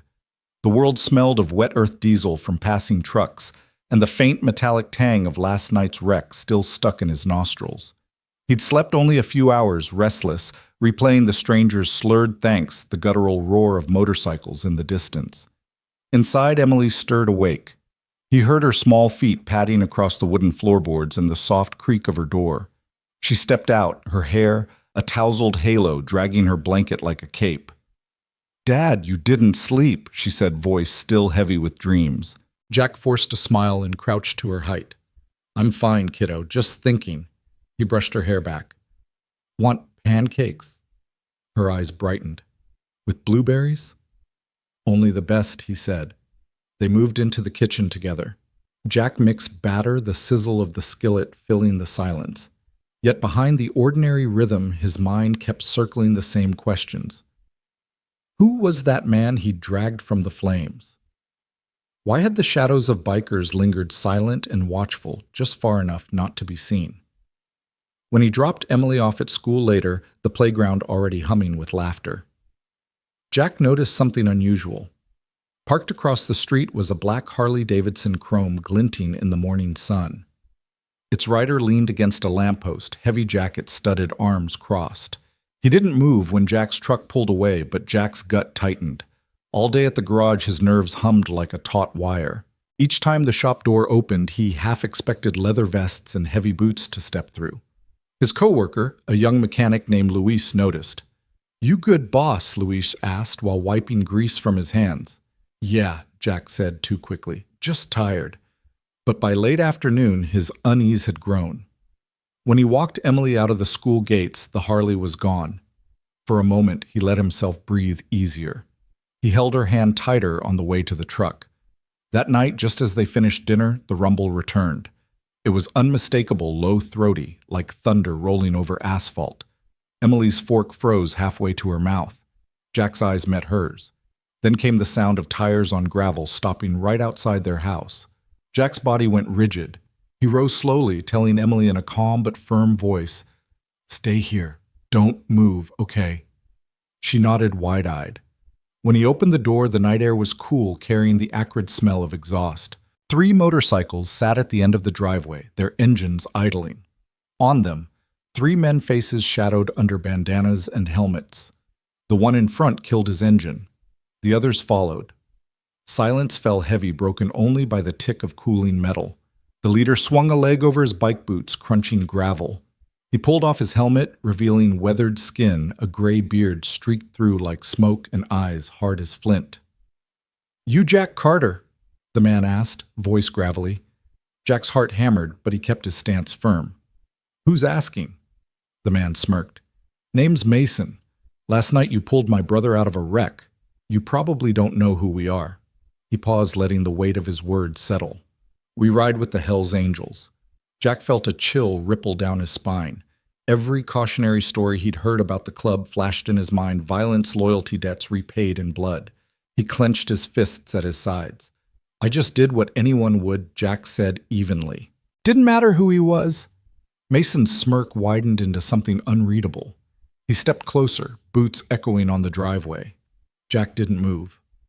From inside, he could feel Emily's eyes watching through the curtain. "You've got guts," Mason said finally. "Most folks wouldn't have touched him. You saved him. That makes you part of our story now." The words hung ominously in the night. Jack's chest tightened. He glanced at the bikes, then back to Mason. "I didn't ask to be part of anything." Mason's stare sharpened, then softened just enough to make it stranger. "Maybe not. But life doesn't ask, it drags you in."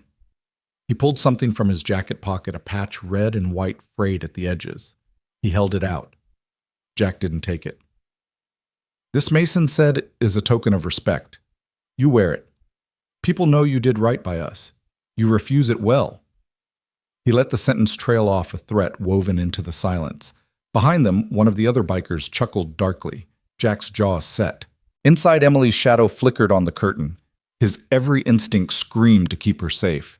He met Mason's eyes and said in a low, steady voice, "Respect isn't forced, and I don't want trouble near my daughter." Mason tilted his head, studying him. Then surprisingly, he laughed, deep rasping like gravel under tires. "Fair enough," he said. He tucked the patch back into his pocket. "But you should know Carter Trouble has a way of finding good men." He turned back toward his bike, the others following. Engines roared to life again, vibrating the ground beneath Jack's feet. As they rode off into the night, taillights glowing like embers fading into the dark, Jack stood rooted to the spot, chest heaving. When he stepped back inside, Emily was waiting, pale and silent. "Dad, who were they?" Jack knelt, wrapping his arms around her. "Just people I helped. That's all you need to know for now." But as he held her staring into the dark beyond his window, he knew it wasn't over. Their visit had been a warning, a mark, and whether he wanted it or not, his life and Emily's was now entangled with the angels. The night after the angels' visit stretched on like an endless road. Jack barely slept lying awake with the memory of Mason's gravelly laugh echoing in his ears.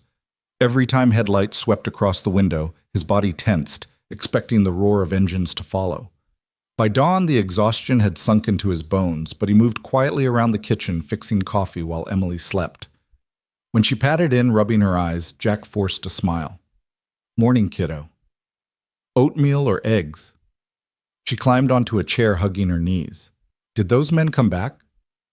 Jack paused, the spoon frozen in his hand. "No," he said softly. "And they won't. You don't need to worry." But inside, he wasn't so sure.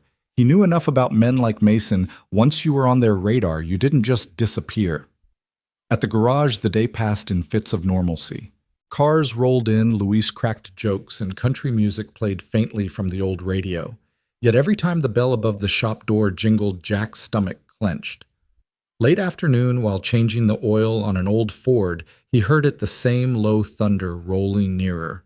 He peeked out. Two bikes pulled up, their riders cutting engines in unison. Leather jackets bore the unmistakable red and white patches, Hell's Angels. Luis whistled low. Jack, you know them." Jack wiped his hands on a rag, heart thumping. "Stay inside, Luis. I'll handle this." He stepped out, squinting against the sun. The riders didn't remove their helmets, but one of them held out a folded envelope. From Mason, the taller one said, voice muffled by the visor. Jack took it cautiously, the paper rough beneath his fingers. "What is this?" The rider tilted his head. "A message." "Read it. You'll understand." Then without another word, they kicked their bikes alive and roared away, leaving only the smell of gas and dust behind. Jack unfolded the envelope. Inside was a single sheet of paper, handwritten in bold, jagged script. "You saved blood. That makes you family. Meet us tomorrow night at the old mill on Route 6. Refuse and you'll regret it." His gut twisted. This wasn't a choice, it was a summons.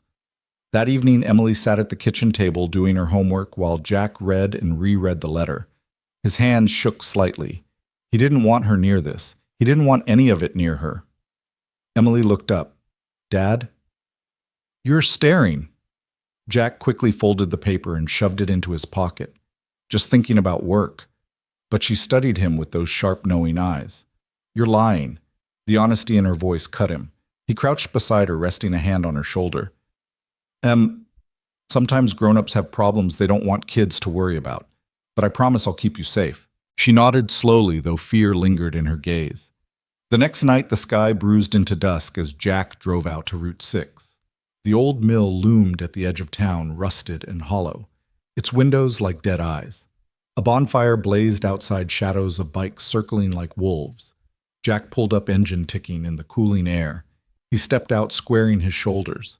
Around the fire, at least a dozen men turned to look at him, tattoos, leather eyes gleaming under the firelight. Mason stepped forward, smoke curling from the cigarette in his hand. "Carter, thought you might chicken out." Jack's jaw clenched. "You made sure I couldn't." Mason grinned. "Fair enough, but we're glad you came. Sit, drink. Tonight's about respect." He motioned to a crate of beer nearby. Jack didn't move. "Why am I here?" The laughter from the group was low rolling. Mason tossed his cigarette into the dirt and stepped closer. "Because you proved yourself. You didn't run from fire. You didn't let fear decide. That's rare. We want to know what kind of man you are, and if we can count on you." The fire cracked sparks spiraling into the night. Jack felt their stares pressing against him like the weight of 100 unspoken threats. "I'm just a mechanic," he said firmly. "A dad. That's all I've got." Mason's smile widened, but his eyes hardened. "Then you've got more to lose than most, which means you'll understand this." He snapped his fingers, and one of the men pulled a battered leather vest from a duffel bag, tossing it onto the dirt between them. The Angel's insignia was stitched on the back, blood red and stark. "Put it on," Mason said, "or walk away and watch your life burn." The silence that followed was suffocating. Jack's heart pounded, his mind flashing to Emily asleep in her bed, to the way her hand fit into his when they crossed the street. He stared at the vest, then back at Mason. "I won't wear it," he said, voice low but steady. "You don't own me." For a moment no one moved. Then the laughter came again, colder this time. Mason leaned close, his breath reeking of smoke and whiskey. "You've got fire in you, Carter. I like that, but fire burns hottest before it dies." The men around the fire shifted boots, crunching gravel, hands tightening on bottles and chains. Jack's muscles tensed, every nerve screaming to fight or run. And in that razor-thin moment, Jack realized the truth. Whatever this was, it wasn't about respect. It was about power. And now they would test just how far they could push him. The fire hissed and popped, sending embers into the black sky like tiny sparks of warning. Jack stood, stiff fists clenched at his sides, the angels circling as though waiting for Mason's command. The leather vest still lay in the dirt between them, heavy with unspoken meaning. Mason's voice cut through the crackle of flames. "You don't get it, Carter. When we say family, we mean it. We don't offer it to just anyone. You saved blood, and that debt binds you. Walk away from that." He smirked, exhaling smoke in Jack's face. "And you spit on us." Jack didn't flinch. His eyes stayed steady, like weathered steel. "I don't owe you my soul. I did what any decent man would have done." One of the bikers laughed, cruel and sharp. "Decent men don't last long around here." The laughter rippled through the group. A few stepped closer, boots grinding gravel. Jack could feel their heat, the weight of menace pressing against him. But he also felt something else, a calm resolve settling in. He'd faced darker nights, lonelier battles, and always with Emily's safety guiding him. He wasn't about to kneel now. Mason raised a hand and the men froze mid-step. "Easy, boys." "Let him speak." He studied Jack for a long, silent moment. "Tell me then, Carter, what's so damn important that you'd rather make enemies than brothers?" Jack's jaw worked, and he let the silence stretch before answering. "My daughter."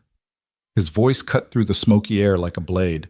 "Everything I do is for her. I won't risk her world getting tied to yours." A hush fell. Even the men who'd laughed shifted uneasily, glancing at Mason. There was something about the way Jack said it, solid, unbending, that broke through their bravado. Mason's smirk faltered just for a second. Then he chuckled, shaking his head. "You've got backbone, I'll give you that. But here's the problem. You can't stand outside forever. Once the road finds you, it never lets go." Jack straightened. "Then let it try." The bonfire snapped, and for a moment it seemed like Mason might unleash his men. But instead he flicked his cigarette into the dirt and barked a laugh. "You know what, Carter? You remind me of someone I used to ride with, a stubborn fool who thought he could outrun fate. He didn't. But maybe you've got something different." He turned, motioning to his men. "Leave him." Confusion flickered across their faces. Boss One muttered. "Leave him?" Mason repeated. "For now." The bikers backed off reluctantly, muttering under their breath. Jack's pulse was still racing, but he didn't move until Mason stepped close once more. His voice dropped to a near whisper. "You're walking on a razor, Carter. You don't want the vest, fine. But don't ever think you can wash your hands clean. You're in this story whether you like it or not." With that, Mason turned, straddling his bike. Engines roared to life around him, the thunder of exhaust shaking the ground. They peeled off into the night, leaving the milliard empty save for the dying fire, and the vest abandoned in the dirt. Jack stood there long after the sound faded, chest heaving. Finally, he picked up the vest, staring at the heavy patchwork of leather and thread. It reeked of oil and smoke of roads he never wanted to walk. He carried it back to his truck, tossed it onto the passenger seat, and drove into the night. At home, Emily was waiting up, despite the hour her small figure curled on the couch. She shot up when he came through the door. "Dad." He knelt, pulling her into a hug so tight she squeaked. "I'm here," he whispered into her hair. "I'm here, Em." She looked at him worried. "You smell like smoke." Jack glanced at the vest still in his hand, then shoved it into the closet out of sight. "Long night," he muttered. For days after, he couldn't shake Mason's words. Customers came and went at the garage. Emily laughed with her friends at school. The world spun like nothing had changed. But Jack knew better. The fire from that night burned inside him, still warning him that this was only the beginning. And sure enough, the storm broke sooner than he expected. One Friday evening, as the sun bled red across the horizon, Jack was locking up the garage when Louise came running. "Jack, you gotta see this." They stepped outside.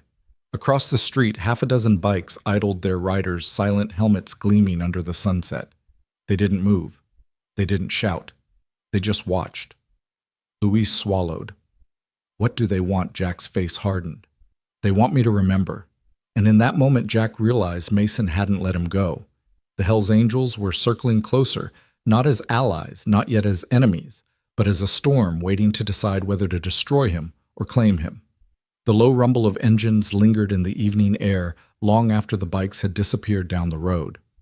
Jack stood frozen outside the garage, the last streaks of daylight stretching across the asphalt like fading warnings.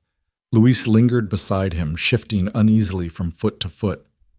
Man, Luis said, his voice barely above a whisper that was creepy. They didn't even say anything. Jack locked the garage door with a sharp twist, jaw tight. They didn't have to. The silence that followed was heavy. Jack could still feel their eyes on him like ghosts refusing to leave. By the time he got home, Emily was already at the kitchen table, crayons scattered around her homework. She looked up, her face brightening instantly. "Dad," she chirped. "You're late again." Jack forced a smile and kissed the top of her head. "Yeah, Em. Got caught up at work." She frowned, studying his face. "You look tired." He sat opposite her, rubbing a hand across his stubbled chin. "Guess I am." He didn't tell her about the bikers. He couldn't. Not yet. Later that night, as Emily slept soundly in her room, Jack stood at the window with the curtain pulled slightly aside. His truck sat in the driveway. Beyond it, the street was quiet. Too quiet. No engines, no laughter, no shadows of leather jackets. Still, he couldn't shake the feeling that they were out there watching. Days bled into weeks, but the angels never really left. Sometimes it was a pair of headlights idling too long across the street. Other times it was a gloved hand leaving an unmarked envelope under his shop door. Inside were photographs, grainy but unmistakable, of him and Emily at the diner, at the park, even at her school. Jack's gut twisted each time. This wasn't a threat written in bold letters. This was worse. It was a reminder: we see you. We can touch your world anytime we want. Luis noticed the shift in Jack before anyone else. One slow Tuesday afternoon, as the two of them changed out an old Ford's brake pads, Luis wiped his hands on a rag and studied him. "You're a different man. You keep looking over your shoulder. What's going on?" Jack slammed the hood shut harder than he meant to. "Nothing you need to worry about." Luis didn't buy it. "Nothing." "Huh? Then why were there 4 bikes parked across the street last night? Why do I feel like every time I leave this place someone's watching?" Jack exhaled heavily, leaning against the car. "Because they are." Luis froze. "Who hell's angels?" The words came out flat, final. Luis blinked, then let out a humorless laugh. "You're kidding." Jack shook his head slowly. "I wish I was." Luis ran a hand down his face. "Jesus, Jack, why would they come after you?" Jack's eyes grew distant. "Because I pulled a man out of a wreck. Because I saved him. And that man wasn't just anyone, he was one of theirs." Luis stared at him like he'd grown another head. "And now they... What, think you're part of their family?" Jack nodded grimly. "Or they want me to be. But either way, they're not letting go." The garage grew quiet. Only the faint hum of traffic outside broke the silence. Luis finally muttered, "So what the hell are you gonna do?" Jack didn't answer right away. He thought of Emily, her crayons scattered on the table, her innocent laugh. He thought of Mason's words by the bonfire. "You're in this story whether you like it or not. I'm going to protect my daughter," Jack said finally. His tone was firm, but deep down he knew protection wouldn't come easy. The next escalation came on a rainy Thursday night. Jack and Emily had just finished dinner when a knock rattled the front door. Jack's stomach dropped. It wasn't the knock of a neighbor. It was heavy, deliberate. "Stay here," Jack told Emily, his voice low. He opened the door to find a biker standing on the porch, leather dripping from the rain helmet tucked under his arm. His face was young, but his eyes carried the weight of old battles. "You, Carter?" he asked. Jack nodded slowly. The man reached into his jacket, and Jack's muscles tensed, ready for a fight. But instead of a weapon, the biker pulled out a folded piece of paper. He handed it over. "From Mason." Without another word, he turned and walked back to his bike engine, roaring as he disappeared into the storm. Jack unfolded the paper with shaking hands. The words inside were written in a bold scrawl. Meeting, Friday night. You know where. Don't bring anyone. Jack crumpled the note in his fist, heart pounding. Emily peeked around the corner, her small voice timid. Dad. Who was it? Jack forced a smile, hiding the paper behind his back. Just someone lost in the rain, sweetheart. Nothing to worry about. But inside he knew it was a lie. He wasn't just being invited anymore. He was being summoned. The rain came down harder the following night, slashing against the windshield as Jack drove toward the meeting spot. The wipers beat a frantic rhythm, but his heart thudded faster still. He hadn't told Luis where he was going. He hadn't dared. Emily was safe at home with their elderly neighbor, Mrs. Conway, but he hated leaving her behind. Every mile he drove felt like a gamble, a bet against fate he couldn't afford to lose. The paper had said, "You know where." And Jack did. The clearing near the abandoned rail yard where the bonfire had once burned and the angels had stood in a circle of flames. It wasn't just a meeting ground, it was a test. When he pulled in, headlights swept across rows of chrome. The angels were already there, their bikes lined like an army at rest. Figures loomed in the rain, leather glistening faces shadowed beneath dripping hoods and helmets.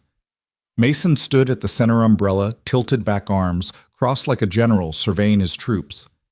Jack killed the engine but didn't move right away. His hands gripped the steering wheel so tight the leather groaned. Then he exhaled, shoved the door open, and stepped out into the storm. Carter Mason greeted his voice carrying even through the rain. Right on time. Jack walked toward him, rain soaking through his jacket in seconds. You summoned me, he said flatly. Mason smirked. We invited you before. This time was less polite. Consider it progress. Around them, the bikers chuckled low. Jack felt every eye burn into him. He swallowed hard. What do you want? Mason's grin widened. What do we always want? Loyalty, brotherhood, and men who prove they're worth standing next to. I'm not one of you, Jack shot back. I never asked to be. Mason's gaze sharpened. You pulled Tommy out of that wreck when no one else would. You dragged him from the jaws of fire and stayed until the ambulance came. That wasn't just luck, Carter. That was courage. And courage like that we don't ignore. Jack's jaw clenched. I did it because he was human, not because of the patch on his back. The crowd murmured restless, but Mason raised a hand to quiet them. And that's what makes you different. You did it without expecting anything in return. But we don't let debts hang in the air. Mason stepped closer, so close Jack could smell the mix of rain smoke and gasoline clinging to his jacket. You saved one of ours. Now whether you like it or not, you've got family. Jack shook his head. Family, I have a daughter. She's all the family I need.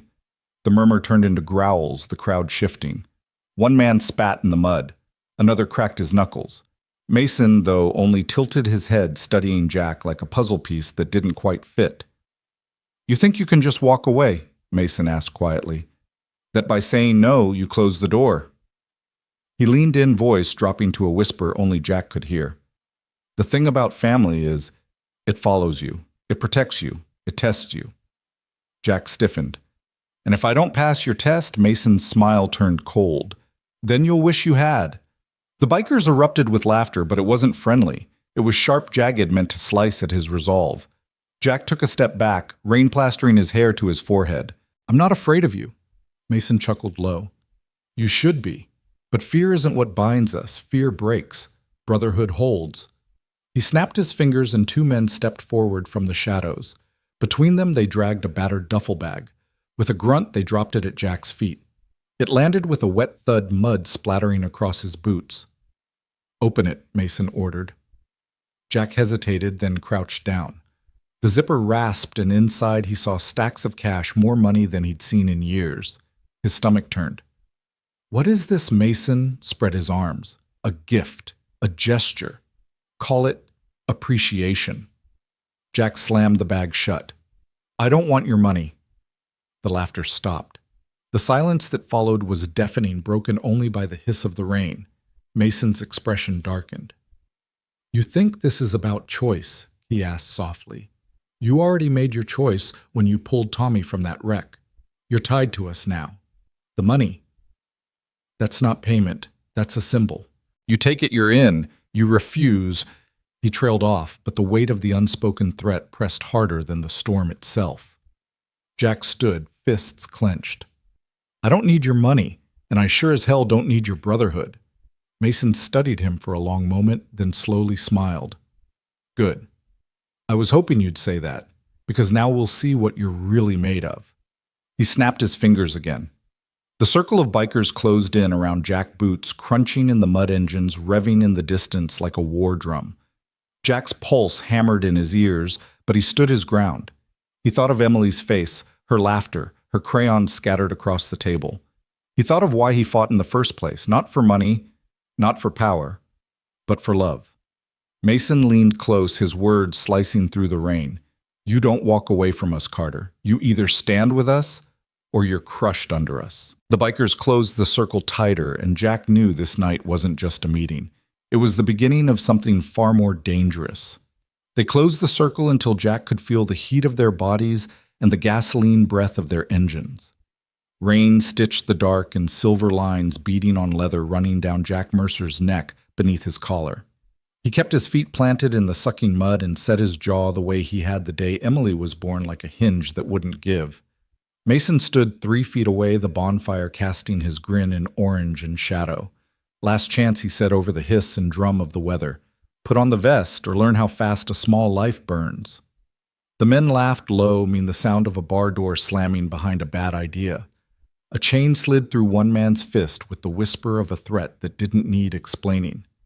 Jack's pulse thudded in his ears. He thought of Emily's handwriting on the refrigerator note about Saturday's art show, of the gap in her smile, where the front tooth used to be, of the way she squeezed his fingers twice at crosswalks, one for I'm here, one for I know.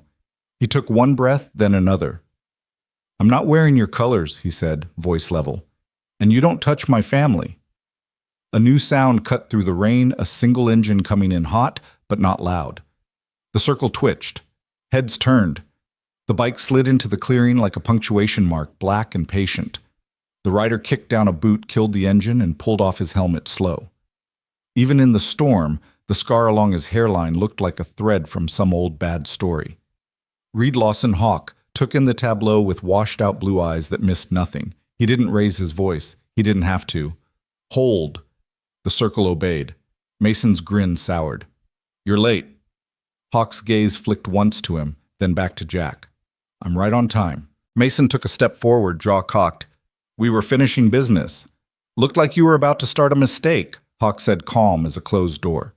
He moved into the circle without shouldering anyone aside, and somehow the circle made room. Water dripped off the peak of his helmet onto his vest, darkening the leather like the spreading of a thought. Hawk turned to Jack. Where's your girl? With the neighbor, Jack said. Mrs. Conway. She makes casseroles when she's worried. Hawk's mouth made a shape that wasn't quite a smile, wasn't quite not.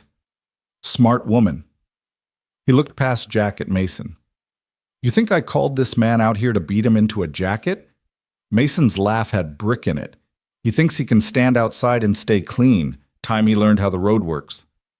The road works the way we make it work, Hawk said, and there was iron in the quiet. We ain't a dog looking for somebody to kick.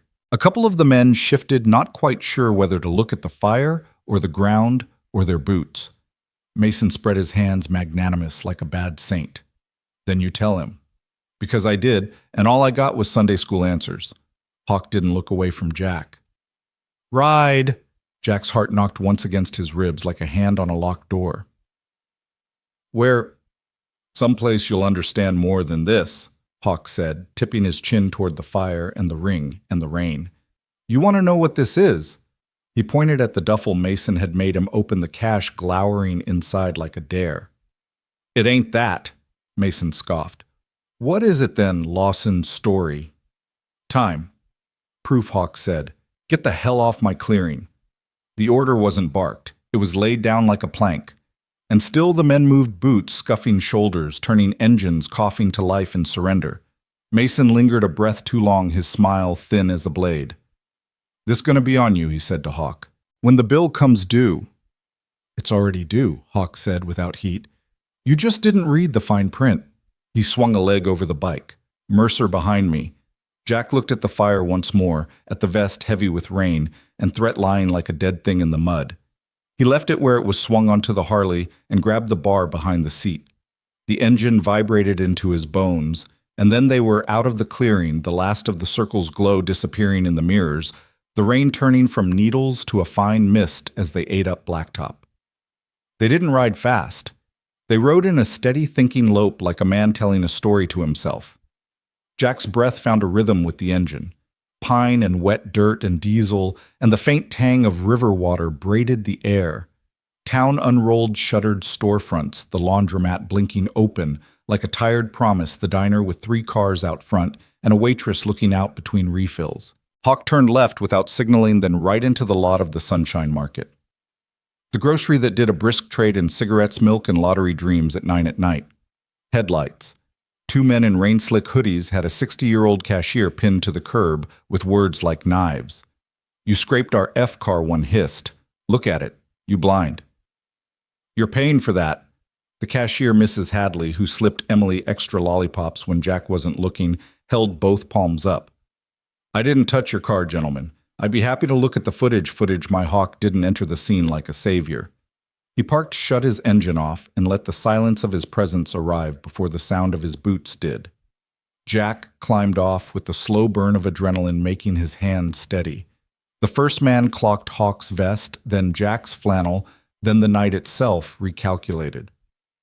"We don't want trouble." "You brought it," Jack said from 3 paces away. His voice surprised him. It wasn't loud, but it carried. "Take a breath. Step back." "Who the hell are you?" The second man spat, even as his feet betrayed him with a half-step of retreat. "Someone who fixes things," Jack said, "like paying for real damages if there are any, or calling the cops if there aren't." He didn't look at Hawk. He didn't have to. He could feel the man like a wall behind him, not closing him in, just keeping weather off. The first man's gaze snagged on Hawk's patch again and went brittle. "We ain't dealing with—" "You're dealing with her?" Hawk said, as if the thought bored him. He nodded at Mrs. Hadley.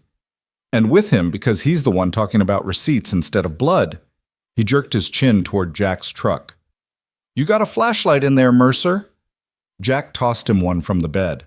Hawk handed it back as if the test were clear and already passed. Jack crouched in the drizzle and ran the beam slow along the fender of the men's car, a late-model sedan with more attitude than upkeep. He found no scrape that matched the story, no fresh paint, just the scuffs that come from a life lived parking by feel. He stood and dusted his palms like he could clap the lie off them. "Nothing," he said. "Apologize and go." The second man bristled. "You talking to me?" He took 1 step into Jack's space and ran into something invisible, the part of a man that doesn't move back anymore. His breath hit Jack's cheek and smelled like cheap whiskey and bad decisions. "You're trespassing on a promise," Jack said, soft as a fuse, the kind where decent people can buy milk at night without being shaken down. The man shoved him. Jack didn't swing. He didn't need to. Tires whispered and then growled at the edge of the lot. 1 engine, then 3, then 5. Headlights poured into the scene like day arriving sideways. Bikes idled behind Hawk in a half-moon diesel first shoulders like a guardrail. Cutter with his quiet accountant's eyes that saw more than numbers. Snakes scowling at the weather and everything in it. No one got off their bikes. No one said a word. The 2 men looked at the line of machines, at the men on them, at the small grocery with its flickering open sign, and at Jack standing without his hands up. They did the math badly, and then well. "We were just leaving," the first said. He took the other's sleeve without waiting for permission. "Come on, man." They went. No one followed. No one cheered. The lot exhaled. Mrs. Hadley's hands shook when she smoothed her apron. "I don't know who you are," she told Hawk. "Good," Hawk said. "You don't need to." Her eyes slid to Jack and filled with a gratitude that embarrassed them both. "But I know who he is." She reached behind the counter, came up with a brown paper sack already fat with grocery things. "This found its way to your porch last week," she said like a confession. "Sometimes the good goes in circles." Jack's throat pinched. He looked at Hawk, who looked at the rain, which looked back indifferent. Diesel killed his engine, swung off, and lifted a crate from his bike like it weighed nothing. He set it inside the door. "For the food drive," he said. Mrs. Hadley blinked. "I didn't—" "You did?" Diesel said and walked back into the weather. Snake rolled past Jack, slow as a thought. Next time he grunted, not quite looking at him, call before you get pushed.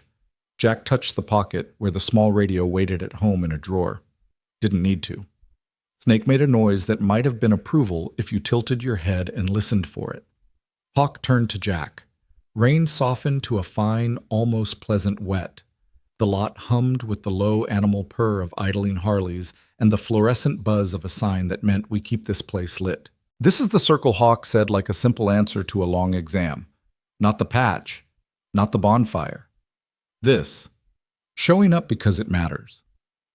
Jack looked at Mrs. Hadley's small hands tucking the sack's top closed with the concentration of someone tying a bow at a grave. He looked at the bikes, at the way their riders faced out, watching lines nobody else saw. He looked at his own hands and saw them both grease and blood, and found he didn't hate either as much as he had when the night began. What happens when Mason decides to make his point anyway? Jack asked, not because he didn't know, but because saying it changes the air. Hawk blew rain from his lip. He'll try. He nodded to the line of bikes backing into a V like they were spelling something with chrome. And we'll try harder. They rode. Not far. A loop through the side streets that needed reminding who lived here, then past the elementary school, where Emily drew dragons that apologized too much. The engine said nothing loud and still said everything. A porch light clicked on. A curtain fell back into place. A small boy in superhero pajamas stood at his front window and raised a fist to the night like a secret handshake you're allowed to keep. Hawk peeled off at the corner where the town turned into trees. Jack's truck waited where he'd left it, water ticking off its hood. Hawk killed the engine and sat a moment before swinging off. You don't owe me, he said. I know, Jack said. You don't owe him. Hawk added meaning. Mason, without saying it. I know that too, Jack said. But you owe her. Hawk tipped his chin toward a point in space where Emily's room would be if you drew a line across town. Always, Jack said. Then, this is simple, Hawk said, as if anything ever was. Call when it's not. Jack nodded. You gonna tell your boys to quit parking across my street like wolves? They're not wolves, Hawk said. They're dogs that used to have bad owners. Jack snorted despite himself. Teach 'em to sit. Working on it, Hawk said. The bikes rolled away into the soft rain, not a retreat, not a parade, just a going that would circle back when needed. Jack drove home with the heater on full and his hand steady on the wheel. Mrs. Conway's lamp glowed in her front window. Through his own screen door, he could see the casserole she'd left on his stove steam, fogging the lid. Emily was asleep, starfish spread across her bed, hair damp from the bath. The bear a dark comma under her chin. Jack leaned on the doorframe and listened to her breathe until his heart slowed to match. In the kitchen, he opened the drawer and looked at the small radio sitting there like a promise you tell yourself you won't use. He closed the drawer gently and rinsed rain from his hair in the sink. On the porch, a paper sack waited he hadn't noticed before, bread milk oranges and a note in block letters. Keep the circle going. No signature. He smiled, a tired thing that felt like a sunrise cut to size. He turned off the last light and let the house hold him up. Outside, the road was just a road again. Inside, a father stood watch over a sleeping child and tried to feed a new space in his chest with decent things, work. Courage men who showed up and didn't ask for applause. Tomorrow would bring its next lesson. Tonight had already said enough. The diner had emptied by nightfall, leaving only the buzz of a neon sign and the smell of fried onions that lingered in the booths. Jack sat across from Cole, the older biker, leaning on his elbows, face shadowed under the dim lamp above their table. Emily slept curled up in the corner booth, her little jacket bundled under her head. Outside, the roar of bikes moving down the highway occasionally cut through the quiet, a reminder that the world beyond those windows was still in motion. Cole sipped his black coffee and finally broke the silence. You're not cut from the same cloth as the rest of us, Jack. That's plain as day. But you saved a brother without asking who he was. That counts for something in our world. Jack gave a half shrug. I didn't know he was one of yours. I just saw a man bleeding in the wreck. I couldn't leave him there. His voice was rough, low-tired from everything the last weeks had thrown at him. Cole's lips tugged into the faintest grin. That's what makes it matter. You acted on instinct. You pulled him out knowing it could have gone wrong, and now here we are. Sometimes men don't choose family. Family chooses them. Jack looked out the window, the neon glow painting streaks of red and green across the glass. He thought of Emily asleep just a few feet away, thought of how many nights he'd sat alone at their kitchen table wondering if anyone in the world really had his back. Family, huh? Jack muttered. Last time I tried believing in that, my wife walked out on me. My little girl's all I got. Cole leaned closer, lowering his voice. And you'll keep her safe. But don't mistake pride for strength. No man wins every fight alone. You want to keep her from the wolves out there, you'll need allies. You think being a single dad makes you weak, but to us it makes you dangerous. Because every choice you make, it ain't about you, it's about her. That kind of man doesn't break easy. Jack studied him for a long moment, hearing the hum of the light, the soft whistle of wind under the door. He didn't answer right away because he knew Cole was right. Every day, every mile, every sacrifice had been for Emily. Then Cole leaned back and tossed a few bills on the table for the waitress. Come with us tomorrow. The Angels are meeting down at the quarry outside of town. You don't have to wear a patch. Just show your face. Let them see the man who dragged Mason out of fire when the world wrote him off. Jack stiffened. And if I say no, Cole's gaze hardened. Then you walk away and the club owes you a debt we'll never get to repay. But debts have a way of haunting men. Sometimes it's better to square things clean while the chance is there. Jack exhaled slowly, his eyes dropping to Emily's sleeping form. She's my world, Cole. If I walk into that pit, I need to know no one touches her. No one. Cole's tone turned almost reverent. On my colors, Jack. No one lays a hand on your girl. She'll be safer under our roof than she's ever been. That's my word. The following day, Jack found himself standing at the lip of the quarry, red dust curling around his boots as dozens of bikes circled below their engines, echoing off the rock walls. The rumble was like a storm building underground, the kind that could break a man's will before the first word was spoken. Emily clung to his hand, wide-eyed at the sight. Men in leather vests and women with tattoos up their arms lined the edges, some lifting bottles, some glaring at the newcomer in their midst. It was a world Jack had only seen from the outside, and now he was in the middle of it with nowhere to run. Cole put a hand on his shoulder. Remember, don't speak unless spoken to. Stand tall. They'll test you, but don't let them smell fear. The leader, broad shoulders, beard streaked with gray, stepped forward. His voice carried like gravel down the stone walls. So this is the single dad I've been hearing about, the one who yanked Mason out of hell. His eyes narrowed on Jack, then flicked to Emily. And this must be the girl you'd burn the world down for. Jack's jaw tightened, his grip firm around Emily's tiny hand. That's right, she's my daughter, and I'd do it again. The men around them murmured, some nodding, others sneering. The leader smirked. You don't belong here, but you've done what most men wouldn't. You saved one of ours not knowing he carried our patch. That puts you in a strange place. The question is, are you brave enough to stand with us when the fire spreads, or will you run back to your quiet life and pretend you never touched this world? Jack met his stare. His heartbeat pounded in his chest, but his voice came steady. I don't pretend. I don't run. I take care of my own. That's all I've ever done. That's all I'll keep doing. A hush fell. Then one of the bikers laughed, a rough sound that echoed off the quarry walls. The leader's smirk spread into something sharper, more dangerous. We'll see, Jack. We'll see if you're as unbreakable as you think. The engines roared louder, dust rising into the air like smoke from a battlefield. Jack pulled Emily a little closer, his eyes never leaving the leader's. For the first time, he felt the weight of what he had stepped into, not just a debt, not just a favor. This was the start of a war he hadn't chosen. And yet somewhere deep in his chest, he knew this was the moment his life had been pushing him toward all along.